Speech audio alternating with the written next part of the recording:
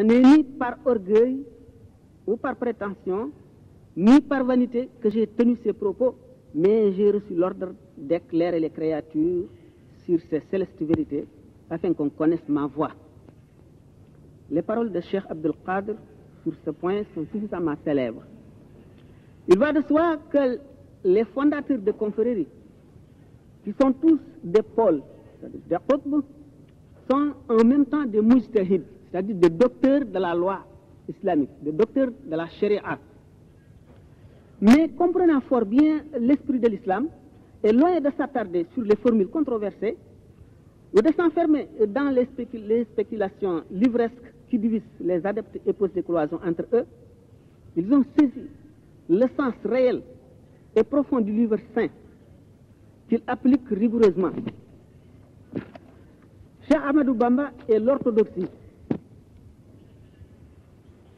Ainsi, Cheikh Ahmadou Bamba, exprimant la générosité du Seigneur envers lui, ce qui lui est une obligation, parle comme ses frères Paul.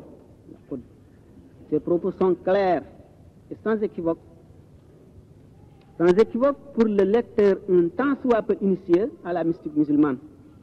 Le profond respect du cheikh pour l'orthodoxie se manifeste dans tous les aspects de sa vie. D'abord, dans sa ferme volonté de suivre rigoureusement le prophète de l'islam dans sa vie entière, plus même que ne peuvent le faire les littéralistes de la communauté qui se veulent les plus puristes des sectes islamiques. Si éminent soufi, si grand saint qu'il fut, il s'attache de façon déterminée, théoriquement et pratiquement, à cet aspect sunnite. Son œuvre, aussi abondante que variée, en témoigne fort heureusement.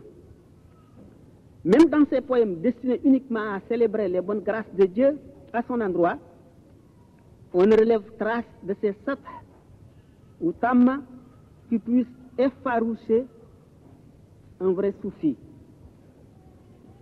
On fait souvent cas à ce sujet des propos d'un Hallaj, d'Ibn Qasi, et quelquefois même pour les profanes, surtout du langage hermétique du Cheikh suprême Al-Hatimi. Cheikh Ahmadou Bamba réfute toutes les sectes hétérodoxes, voire son ouvrage Le faisceau des deux lumières. Certes, les pôles ne se figent nullement dans une même secte, mais ils ne sortent jamais de l'orthodoxie représentée dans l'islam par les 4 rites bien connus. Celui de Imam Malik, Shafi'i, Abu Hanifa et Ahmed. Et si même dans le cas où notre cheikh, par occasion, sort du rite malikite, il ordonne à ses disciples de ne jamais en sortir.